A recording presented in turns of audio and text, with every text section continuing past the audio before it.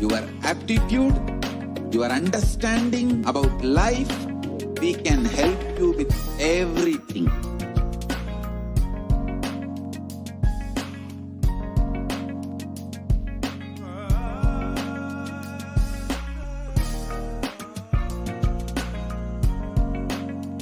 If you are interested in enlightenment, we will immediately bring this to you.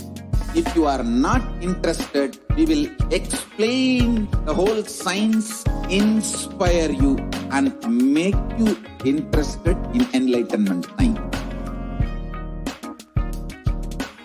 We need to cater this enlightenment science to the whole world wherever they are, because enlightenment is the birthright of all human beings. Kailasa is responsible to provide that to all human beings.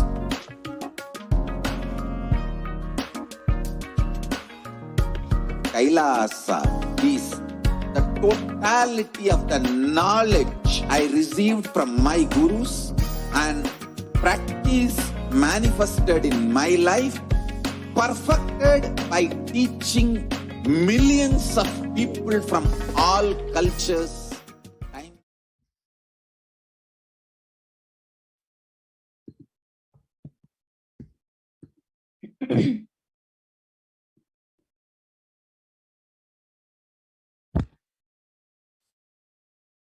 Nithyanandam Paramasukadam Kevalam Jnanamurtim Dhandvatitam Ganadilsham Tadvamasthyadilaksham Ekam Nityam Vimalamachalam Sarvadhi Sakshibhutam Bhavatitam Trigunarahitam Sadgurum Tam Namami.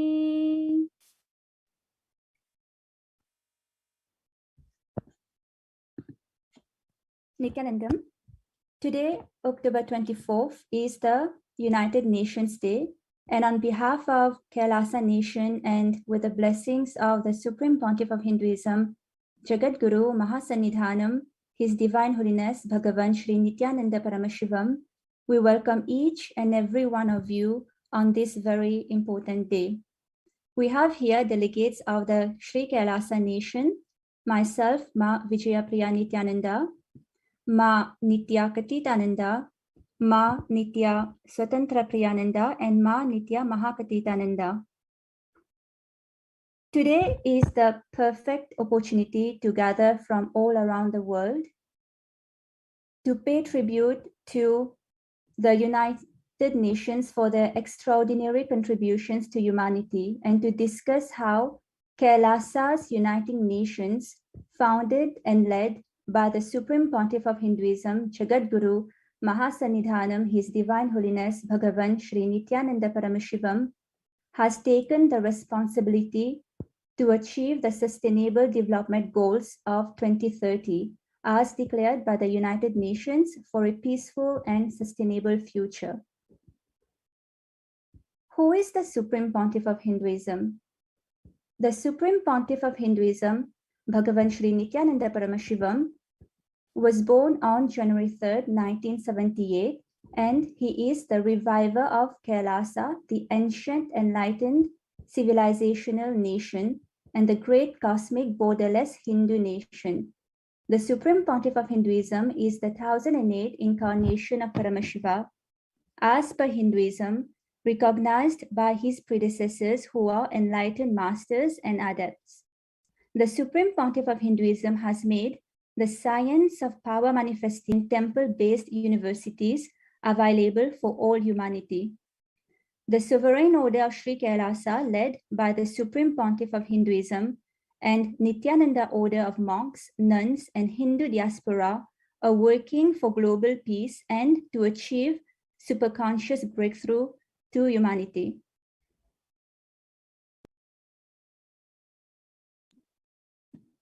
Ordained as the 233rd Guru Mahasannidhanam Pontiff of Kanchi Kailasa Sarvajnapitam Tondai Mandaladinam, the 203rd Emperor of the Surya Vamsa Surangi Samrajam, Present 293rd Jagat Guru Mahasannidhanam, Pontiff of Kailasonnata Shamalapita Sarvanyapitam. Present Mahamandaleshwar, Supreme Spiritual Head of Mahanirvanyakada, the largest apex monastic order, ordained as a 1008th Acharya Mahamandaleshwar, the head for all spiritual leaders of Atalakada, the ancient apex body of Hinduism.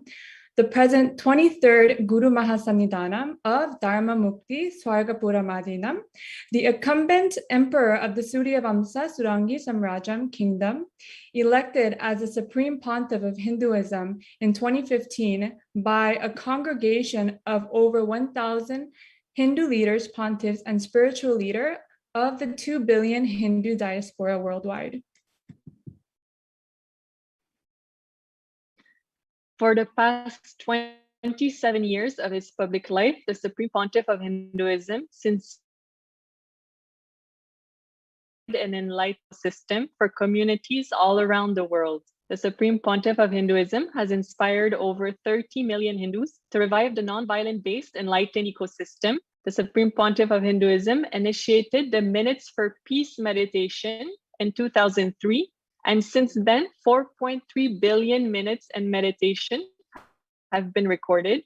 The Supreme Pontiff of Hinduism launched a No Hungry Home project with 1 billion free meals served globally since the last 27 years.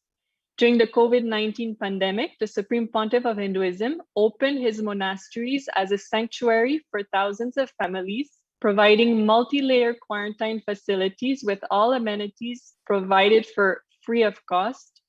And the United Nations also published Kailasa's report on the world's largest Hindu university with 1.65 million enrollments, 2,700 courses with over 450 extended campuses in more than 150 countries, with more than 10,000 hours of spiritual discourses on ancient rare spiritual manuscripts.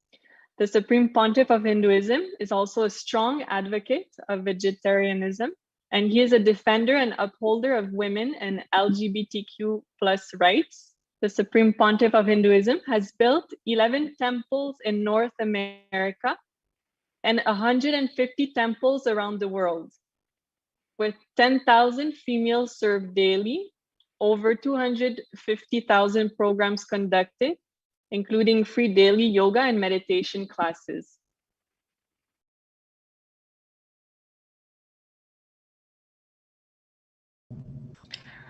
So before sharing about the Supreme Pontiff of Hinduism's contributions to the world with regards to the Sustainable Development Goals 2030 as declared by the United Nations, we would firstly like to present to you the context of which the United Nations was founded.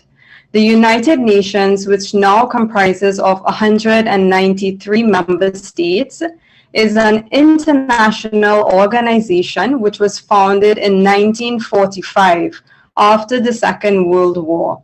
And at that time, 51 countries unanimously committed to maintaining peace and security, developing friendly relations amongst nations, promoting social progress for better living standards and human rights.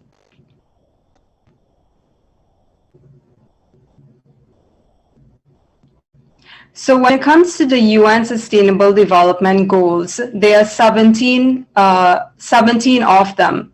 And mostly they were adopted by world leaders in September 2015 at an historic UN summit, which came into force on January 1st, 2016. The objective was to produce a set of universal goals that meet the urgent environmental, political, and economic challenges facing our world. The goal was to mobilize more governments, civil societies, businesses, calling on all people to make global goals their own. So as described by world leaders, the Sustainable Development Goals of 2030 are a guide, essentially a to-do list and a blueprint for success. They are an agenda to balance human prosperity with protecting the planet, and also shows a bold commitment to tackle some of the world's most pressing challenges facing today.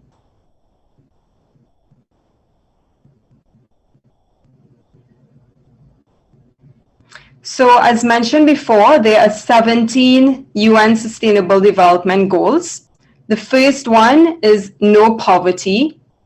Goal number 2, zero hunger. Number 3, good health and well-being. Number 4, quality education. Number 5, gender equality. Number 6, clean water and sanitation. Number 7, affordable and clean energy. Number 8, decent work and economic growth. 9, industry, innovation and infrastructure. 10, reduced inequalities. 11, sustainable cities and communities.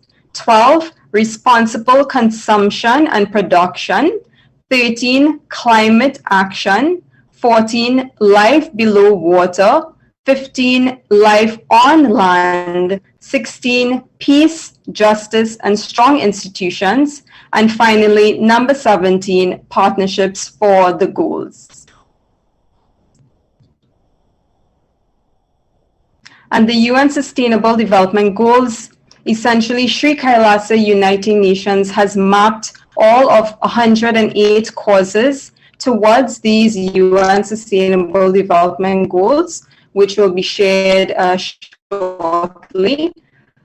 108 causes supported by Sri Kailasa, from child welfare to promotion of food banks, to gender equality, animal rights, original nations, and the list goes on and on. So essentially all of these 108 goals or initiatives by Sri Kailasa Uniting Nations have been mapped also to the UN Sustainable Goals, and a lot more. So this will be shared with you right now.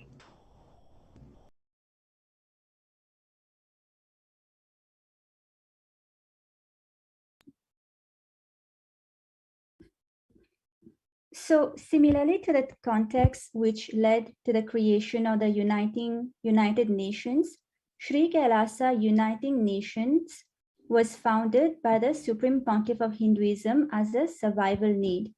Let us go back in history to understand how SKUN, Sri Kailasa Uniting Nation, is a necessity in today's world. Hinduism was a state religion in 56 nations across the continent, from Afghanistan, India, Nepal, Burma, Sri Lanka to Singapore, Malaysia, Cambodia, and Indonesia. In 200 states, 1,700 provinces, and 10,000 traditions. Centuries of the combined forces of foreign invasions, political upheaval, colonialism, and religious persecution systematically exterminated 98% of the world's oldest living civilization, the Hindu enlightenment ecosystem. Today, Hindu temples remain in Afghanistan, Cambodia, Pakistan, Bangladesh, and Sri Lanka, but the generational Hindus who lived and practiced this tradition and culture have been systematically and ethnically cleansed.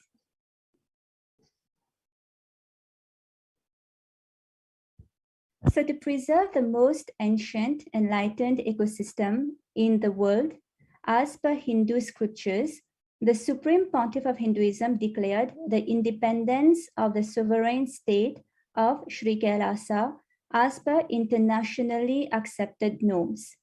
Following the coronation to establish Kailasa worldwide at the age of just 16, for the past 27 years, the Supreme Pontiff of Hinduism, Sri Nithyananda Paramashivam, as the face of the unified Hindus, has been single-handedly, tirelessly inspiring the dispossessed Hindu diaspora to reclaim their Hindu-centric freedom and stand unified for the centuries-old Hindu genocide.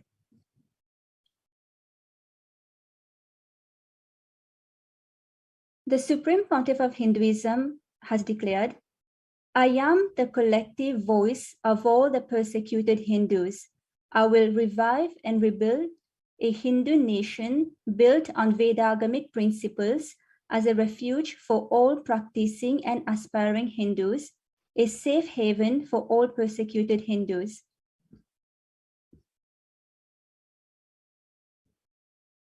So the Supreme Pontiff of Hinduism, Sri Nithyananda Paramashivam, founded Sri Kailasa Uniting Nations, an initiative to spread the great spiritual truth of Sanatana Hindu Dharma from its Vedagamas all over the world. For the past 27 years, this international body has been responsible for 1. Building relations, building dialogues, inspiring leaders, and uniting nations towards acknowledging the Hindu policies which are universal and life positive as referenced from the ancient text. This is the ahimsa, the non-violent way of bringing acknowledgement to the horrors of the Hindu genocide, the untold facts of the darkest act of mankind on earth, to the most contributing civilization, Sri Kailasa.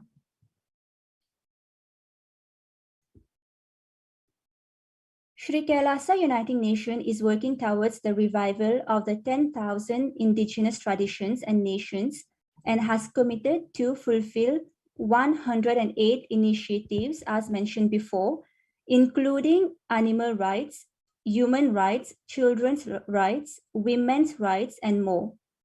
Sri Kailasa is working for uniting the world's nations for 108 such purposes and goals declared based on universal human values and world peace. So you can see all the 108 causes taken up by Sri Kailasa Uniting Nation on Sri Nithyananda Paramashivam page, official page, Sri Kailasa's official page on the website below.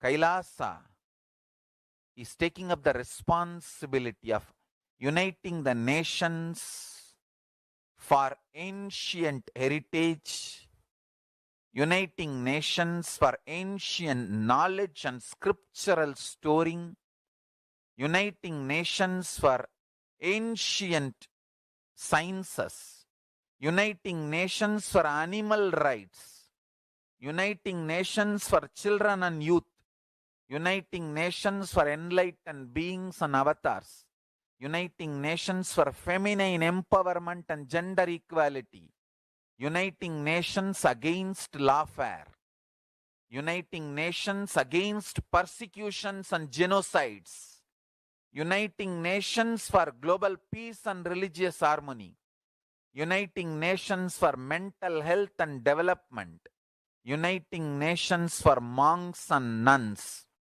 uniting nations for mystical and spiritual sciences, uniting nations for nutritious food and hunger-free world, uniting nations for persecuted religions, uniting nations for revival of ancient civilizations, uniting nations for unique religions, uniting nations for yoga, uniting nations for ancient sacred arts and ancient sacred sciences, uniting nations for consciousness studies and consciousness practices, uniting nations for enlightened cultures and arts, uniting nations for indigenous aboriginal nations and traditions and cultures, uniting nations for advocating peace, uniting nations for yogic sciences, uniting nations for family health and development, uniting nations for rights of the immigrants, uniting nations for safe and supportive entertainment, uniting nations for best right spiritual techniques and methods and technology, understand uniting nations for prevention of mass killings, uniting nations for orphans and abandoned children, uniting nations for researchers to find cure for HIV AIDS, uniting nations for against the atrocities and crimes.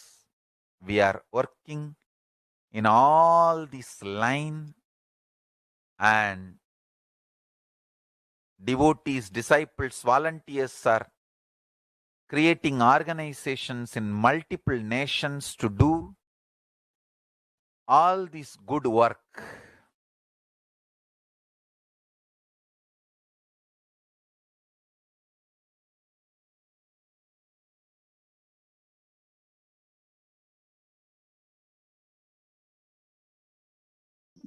Now, the first Sri Kailasa United Nations cause we are presenting today is ending poverty, which relates to the United Nations Sustainable Developmental Goals, number 1, ending poverty. Poverty, as defined by World Vision, is not just about money, but also includes issues of access to services such as healthcare and education, marginalization, and exclusion. Since 1990, more than 1.2 billion people have risen out of extreme poverty. Now, 9.2 of the world survives on less than $1.90 a day, compared to nearly 36% in 1990. But the COVID-19 pandemic has jeopardized the future of the next generation as it threatens to reverse years of progress in the fight against global poverty and income inequalities.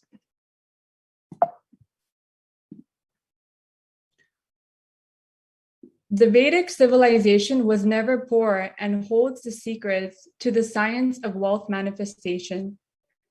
In fact, the 56 Hindu nations which once existed lived in abundance until 1757. Bengal was the richest province in the whole world. The Vedic civilization offered from the space of Advaita, living in peaceful coexistence with one another, fulfilling their respective responsibilities, thereby equally contributing to the prosperity and stability of the society. We have one Shastra Pramana that we would like to share with all of you. So in Bhagavad Gita, chapter 2, verse 47, Lord Krishna shares an important Hindu principle with all of us, which guides us towards living a life that is based on responsibility instead of being driven by greed, and thereby ensuring the stability and the prosperity of the society. So the translation goes, you have a right to perform your prescribed duties, but you are not entitled to actions. Never consider yourself to be the cause of the results of your activities, nor be attached to inaction. We also wanted to share a beautiful Apta Pramana with all of you. So when we read the narration of how the Hindu nation ruled by Bhagavan Rama lived, we can see how stable and prosperous the society was. So the reference is from Valmiki Ramayana, Yuddha Kanda, chapter 128, verses 99 to 101. People survived for thousands of years with thousands of their progeny, all free of illness and grief. The trees there were bearing flowers and fruits regularly without any injury by pests and insects. The clouds were raining in time, and the wind was delightful to the touch. Every caste were performing their own duties, satisfied with their own work, and bereft of any greed.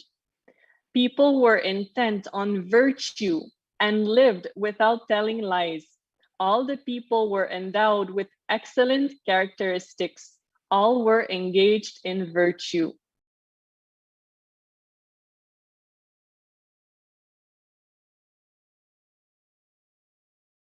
So now we will now listen to a video where the Supreme Pontiff of Hinduism explains how poverty was artificially created by invaders.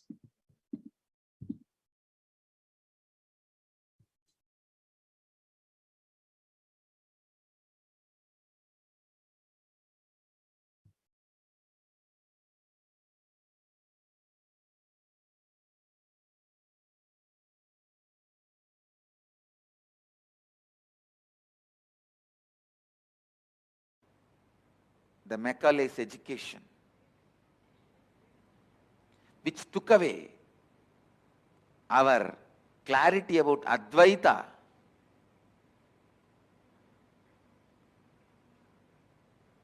The colonial mental setup,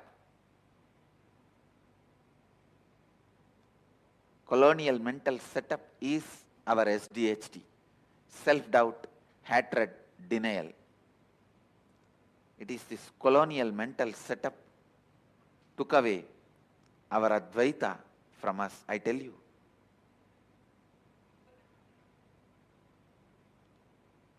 First of all, we never had poverty till we have been swindled by all these invaders. Till 17th century, we were the richest country in the world. We never had poverty. The poverty was imposed on us to break our confidence. The artificial famines created by the British Empire, how they broke our backbone by creating artificial poverty. The Bengal famine was planned by British. Around 17 famines we had to go through, which was never part of our Vedic tradition. Only in the colonial periods, under the invaders, we went through 17 major famines where millions were killed. It is just to break our confidence on our Vedic tradition, on our lifestyle, on our thinking pattern. I tell you, that is the way they inserted SDHD, self-doubt, self-hatred, self-denial into us.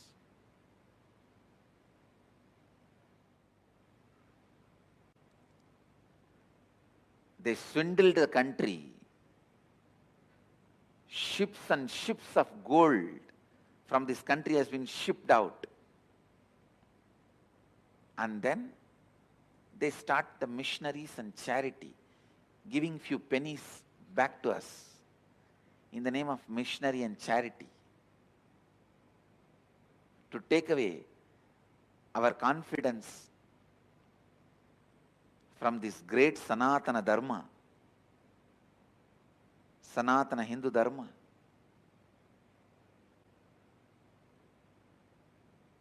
Many times people ask me, why do you wear this gold Rudraksha, gold throne? I want to tell you, it is not gold, it's gold painted. Second, I wanted to remind you guys the richness, the way the Vedic tradition lived, the richness we had in the Vedic tradition. Unfortunately, all the good things, auspicious things are attributed to the Western colonial lifestyle. The other day I was browsing through some of the photographs of the recent museum inaugurated in the Rashtrapati Bhavan in India. I was feeling so sad. All the best things we are showcasing is from the colonial era. Only the British coated, golden, very unfortunate.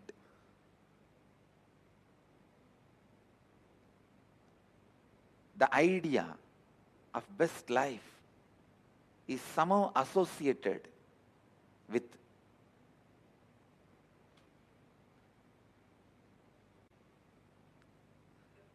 the people who ruled us, who made us slaves,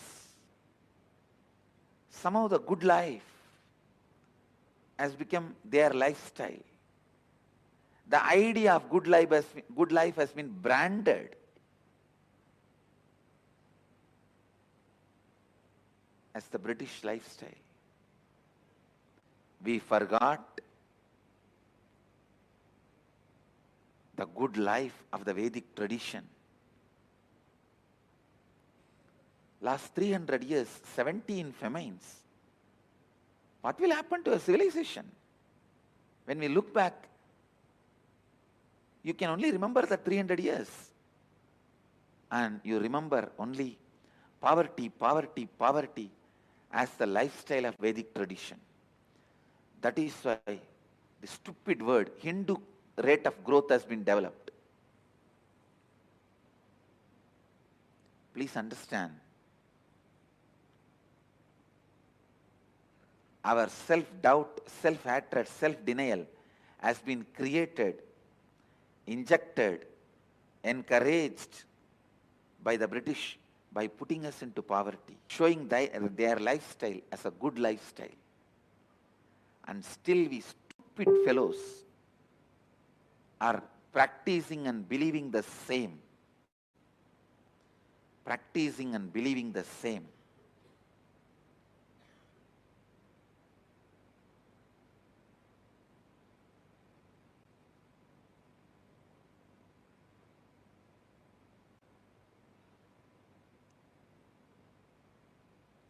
We should tell the world Vedic lifestyle, Vedic beliefs is good life. And that brand of good life, royal life, luxury life, best life should be again connected back to living Advaita, the non-dual consciousness. The people who live and practice non-duality does not need to be always with a begging bowl.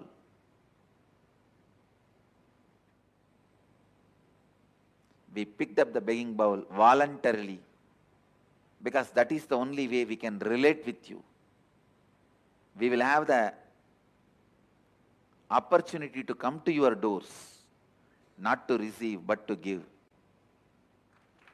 Mahadeva picked up the begging bowl not to beg from you. He doesn't need to eat anything, or he can eat anything.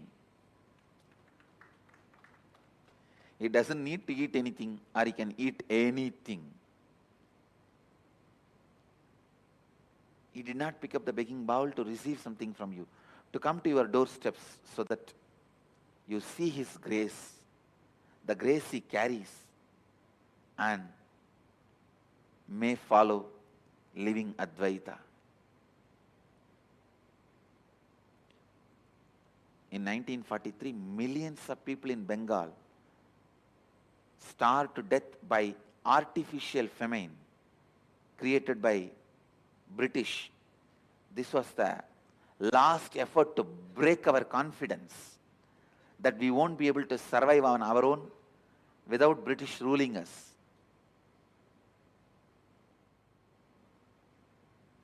British government ordered the destruction of all boats and rice stocks in coastal Bengal.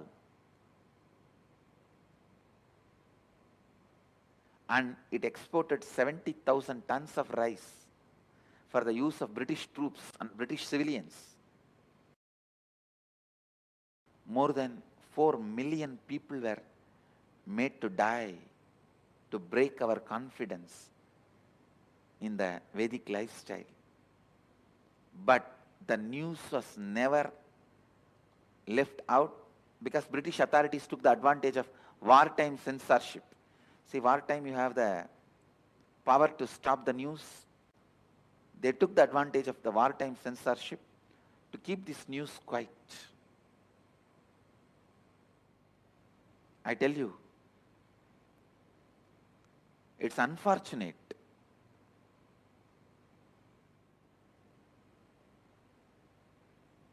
Even we started believing the reason for our poverty, our suffering, all the bad things is our lifestyle and our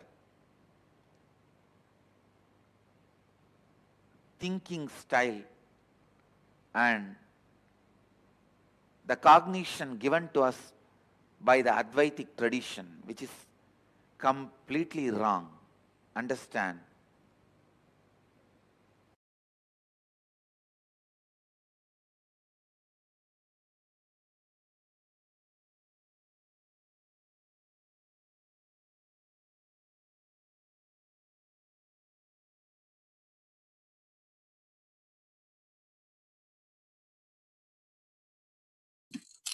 The Supreme Pontiff of Hinduism explained that the whole Bengali psyche was destroyed due to the fear of mass deaths where thousands died because of women.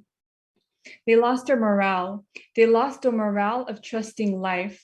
The whole Bengali consciousness was suffering with the root pattern of life is cruel.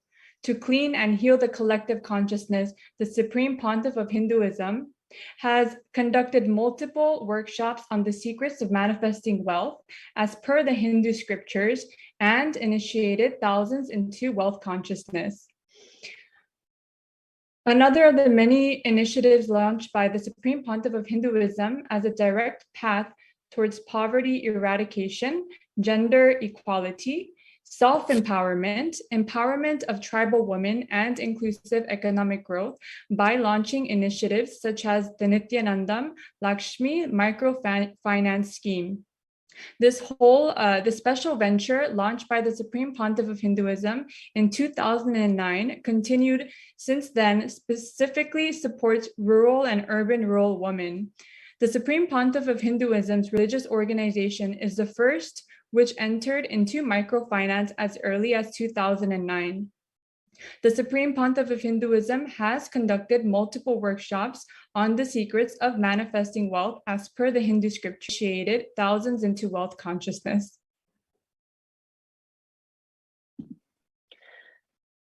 The second Sri Kailasa Uniting Nations cause that we're presenting today is free education for all, which relates to the United Nations Sustainable Development Goal number 4.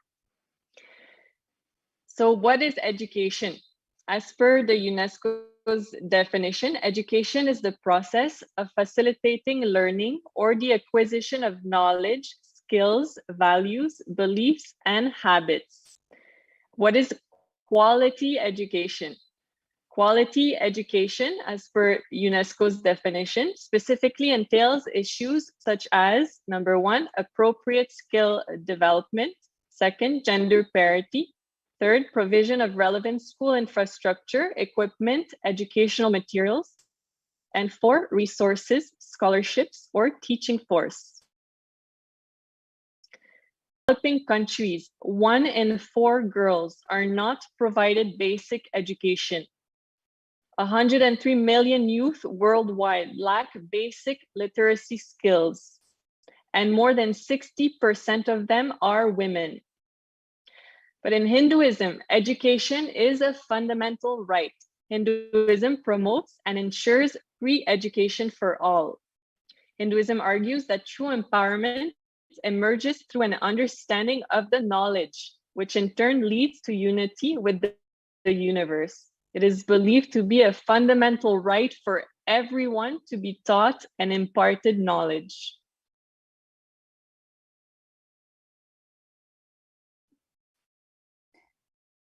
In the Bhagavad Gita, chapter 13, Lord Krishna gives us the definition of knowledge in 5 verses. The verses say, next slide.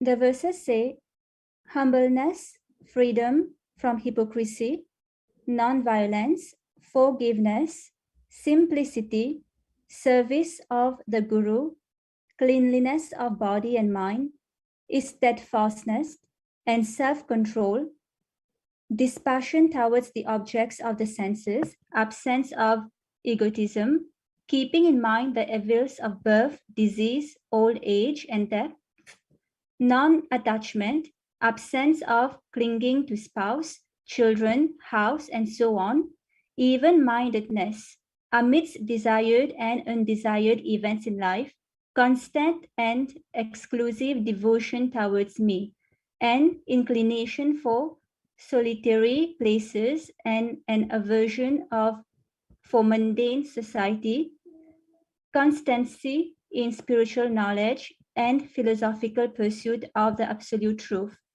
All these I declare to be knowledge, and what is contrary to it I call ignorance.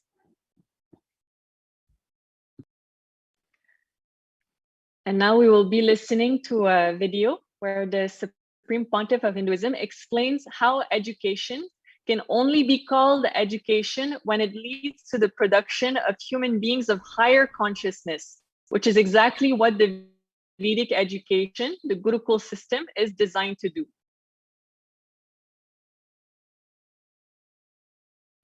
Only when the education is producing the human beings of higher consciousness, it can be called as education.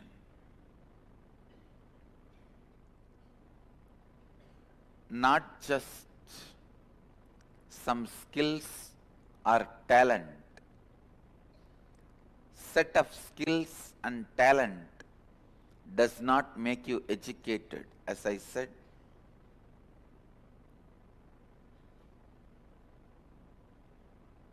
Uneducated are those who are educated only in schools.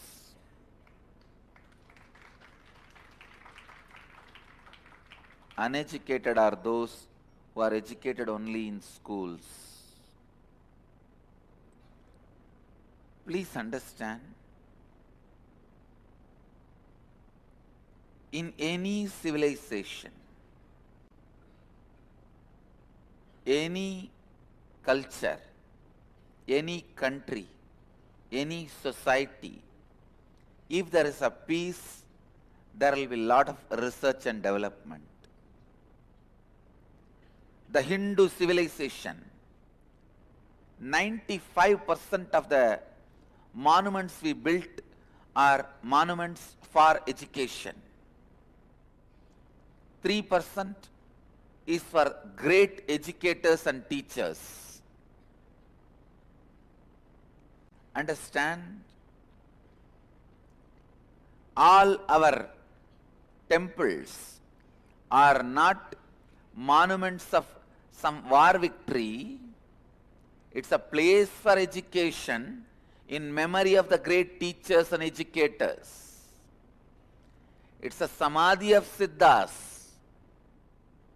Based on the monuments, you can understand what was highly respected in that civilization, in that society. There was so much peace, so much of research, development, so much of knowledge creation and spreading, so much exploration on space, under the water, under the earth, into the fire. So much has been done, so much knowledge was available.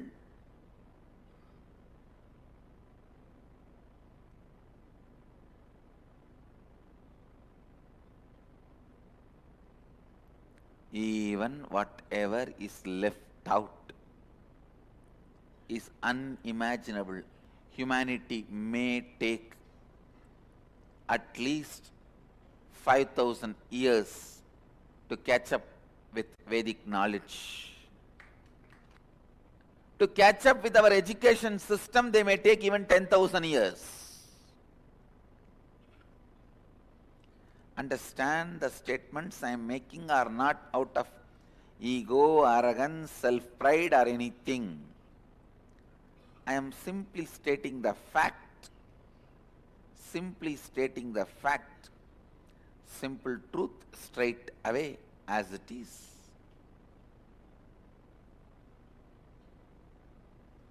Simple truth straight away.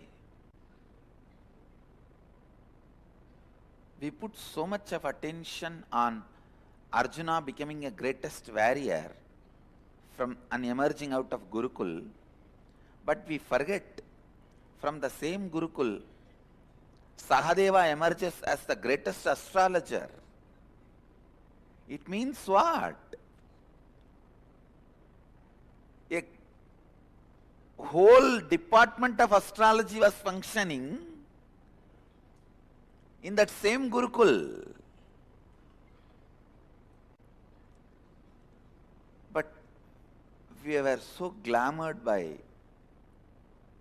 Arjuna emerging as the greatest archer and Bhima emerging as the greatest wrestler.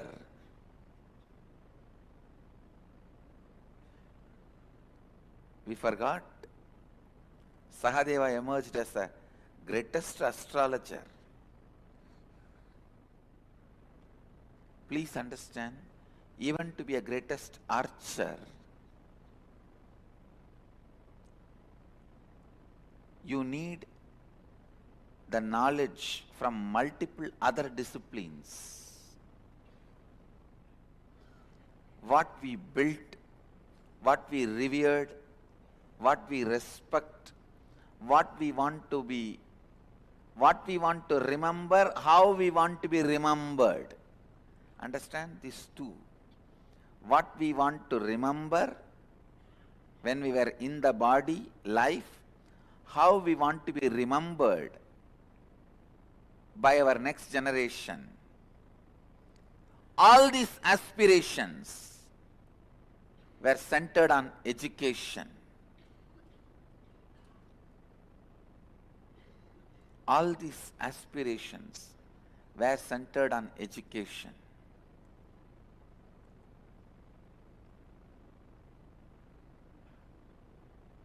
So much of knowledge on physical health, mental health, consciousness, powers of consciousness, so much was available. Our education system, our Gurukul system, making human beings should again become the mainstream education system.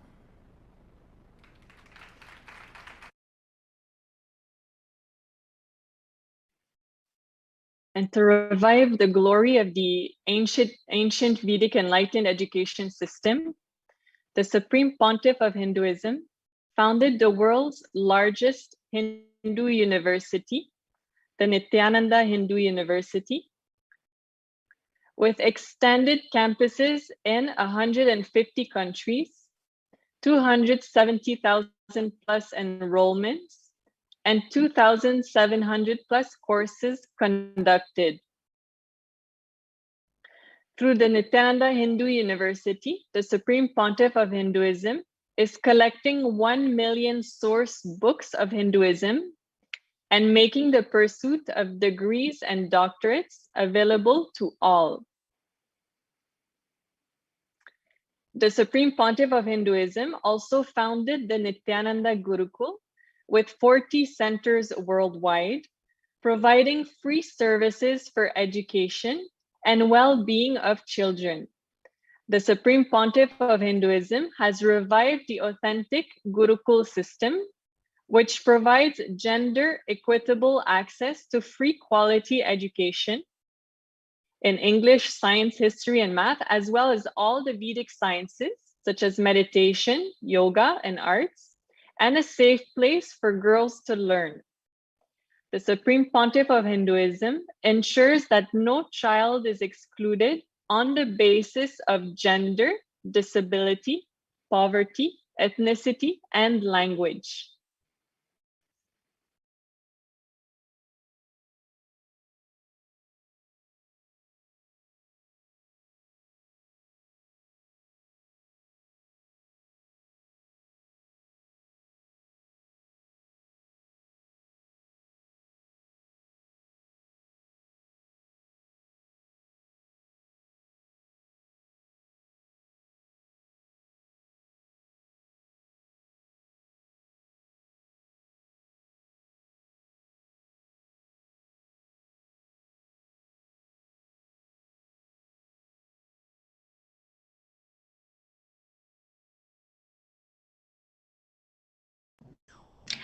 Okay, so while we get the slides up and running, we will now move into renewable energy and affordable and clean energy. And this is mapped to the UN Sustainable Development Goals number 7, which is clean and affordable energy. So by now you may have understood the entire context of Sri Kailasa Uniting Nations, the 108 initiatives led by the Supreme Pontiff of Hinduism, His Divine Holiness Bhagwan Nithyananda Paramashivam, and how all of this is being mapped to the UN Sustainable Development Goals.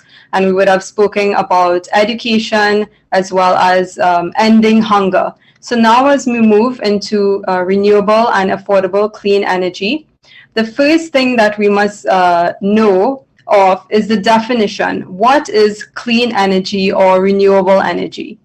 So clean energy or renewable energy is defined as the useful energy that is collected from renewable sources, which are naturally replenished on a human time scale, including carbon neutral sources such as sunlight, wind, rain, tides, wave, and geothermal heat. And geothermal heat, for those who may not know, it comes from heat that is developed from volcanic activity.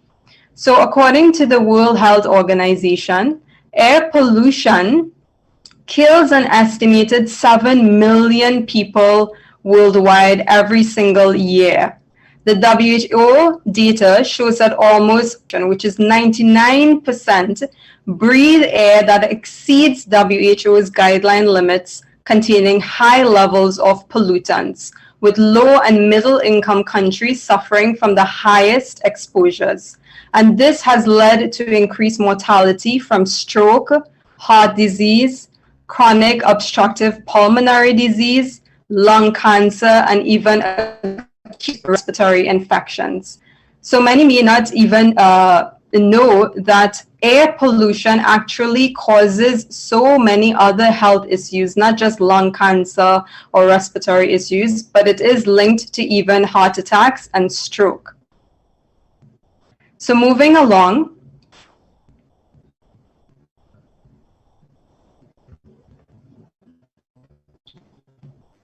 the Supreme Pontiff of Hinduism has spoken many things and shared many revelations from the ancient civilization. And he spoke very clearly about the Vedic sciences and technology when it comes to affordable and clean energy. And he says that a source of energy that is completely sustainable actually exists. And it's a kind of technology that operates from the power of consciousness. So this is something that is not yet widely known to mankind. Actually, very recently, Swamiji mentioned that the fifth force of the universe is the power of consciousness. And only 4 main forces are really known to mankind. So he mentioned that the records of the Mahabharata actually revealed that a source of energy was commonly used in those times in the use of weapons such as the Nagastra and the Brahmastra, which operated again from consciousness alone. So how was all of this possible? More. So during an interview with the Avatar, Swamiji, His Divine Holiness Bhagwan Nithyananda Paramashivam, the following question was asked to him regarding affordable and clean energy. And this is what he had to say. He said, the present technology, which we can trace very clearly to the Industrial Revolution, and you know the technology you use, it actually destroys Earth. In Vedic technology, there was something like that, And I suppose that was much advanced than present technology. So are we going to do anything on this aspect?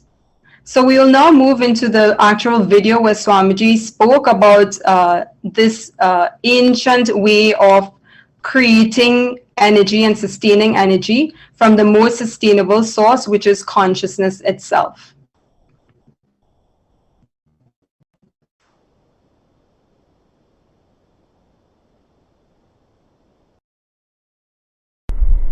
In Vedic technology, all the resources are from other planes and other places.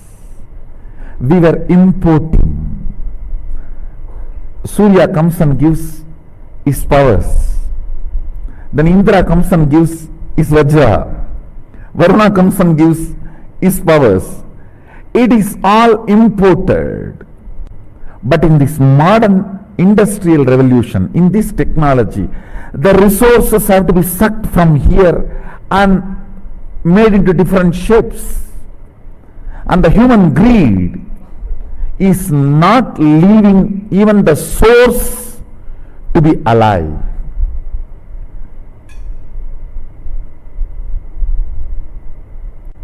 This is my responsibility. I will have to find alternative resources, fuel, energy and bioenergy.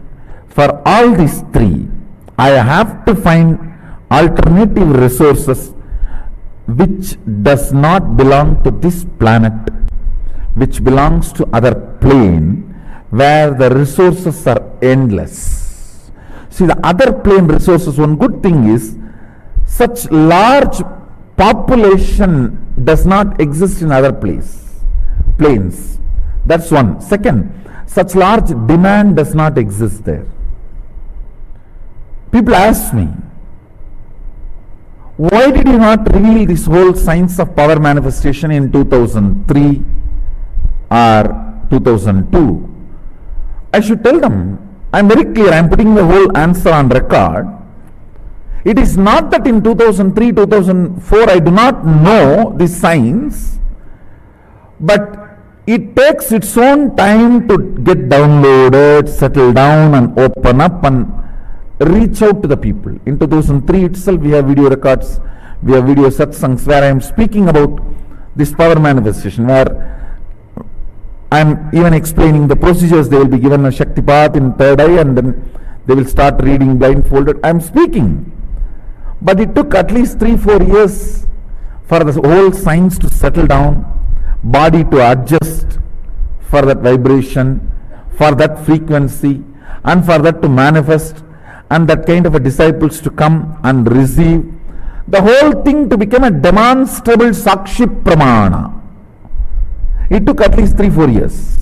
Same way, now I know the Shastra Pramana and Apta Pramana, and even as Atma Pramana, that it is getting downloaded. Just today I was telling that the Aushadha for immortality is already become my Atma Pramana now, which was Shastra Pramana, Apta Pramana. It is already now my Atma Pramana. Today only I said, let it be on record, at least for the sake of history. For this to become Sakshi Pramana, I am roughly looking at next at least 2 years. Dead.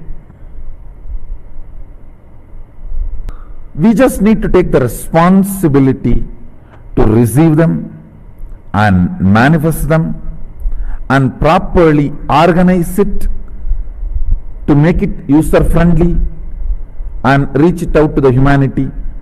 I should say my whole mission is that only. My whole life is that only.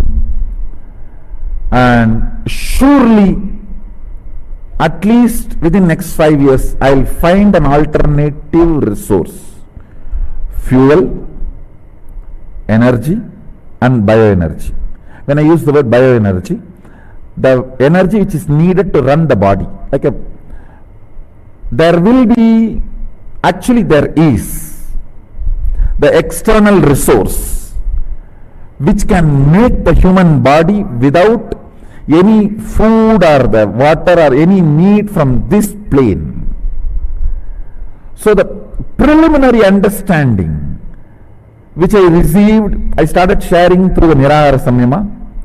But now I know there is a clear resource available.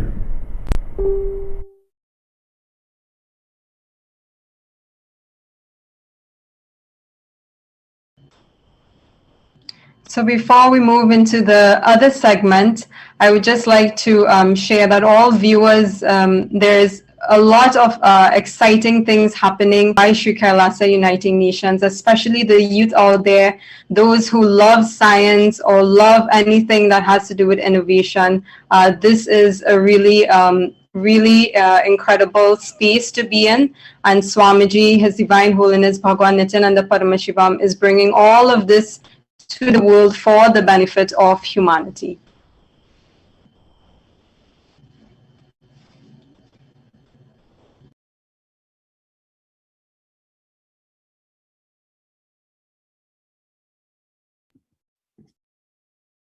So the fourth Sri Kailasa Uniting Nations that we are going to present today is the SOSK's partnership, meaning the Sovereign Order of Sri Kailasa's partnerships. Over the past 27 years, the Supreme Pontiff of Hinduism has successfully formed an efficient network of religious peacekeepers made up of international humanitarian agents, which are now active in over 100 countries. Specifically, the Supreme Pontiff of Hinduism has launched the 6 international Om mandates for the betterment of mankind, and they include the saffron Om, the red Om, the white Om, the yellow Om, the green Om, and the blue Om.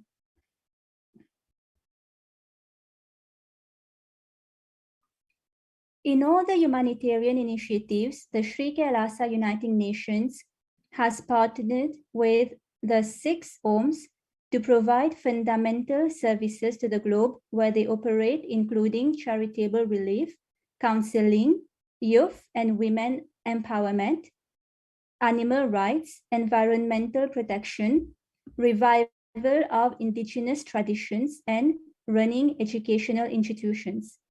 By doing so, the Supreme Pontiff of Hinduism works to raise humanity to the next level of conscious evolution through spiritual strength, thereby leading the way to a sustainable future. Recently, Kailasa has established diplomatic relations and partnership with the government of Uganda to eradicate hunger, foster youth leadership, holistic health, education initiatives, environmental stewardship, and sustainable living. The Supreme Pontiff of Hinduism has received over 1,000 of recognitions from government officials from many countries, including the US and Canada, in the form of proclamations, letters, and certificates of recognitions. And also, thus far, 4 of Kailasa's reports on the persecution on the Supreme Pontiff of Hinduism and Kailasa, and also the contribution to humanity, especially during COVID, has been published by the United Nations. And some of the reports, the media disinformation in India, which was published by the United Nations Special Rapporteur for Freedom of Opinion and Expression, the persecution of the Supreme Pontiff of Hinduism and indigenous women of Kailasa, and also a report on femicide against women was also published by the United Nations, and Kailasa's COVID care solutions and multilateralism. And as we can see on the screen, these are some of the recognitions that Sri Kailasa and the Supreme Pontiff of Hinduism have received in recognition of the humanitarian services.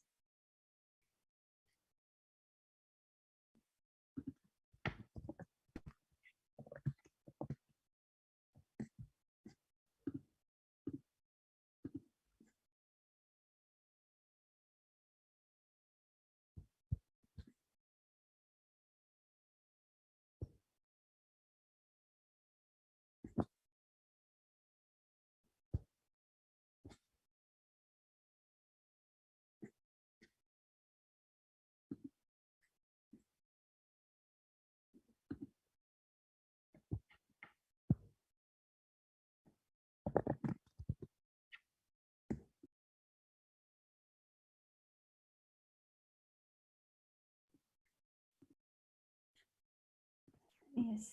So, on behalf of Kailasa Nation, we sincerely thank each and every one of you for your online presence today to discuss the numerous efforts of the Supreme Pontiff of Hinduism and Kailasa towards the achievements of the Sustainable Development Goals of 2030. Hinduism, revived by the Supreme Pontiff of Hinduism, is the solution and shows humanity the path towards a non-violent and sustainable future.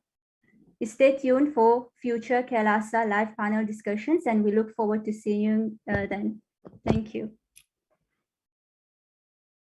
Om Purnamada Purnamidam Purnat Purnamudashyate Purnasya Purnamadaya Purnamevavashishyate. Om Shanti Shanti Shantihi.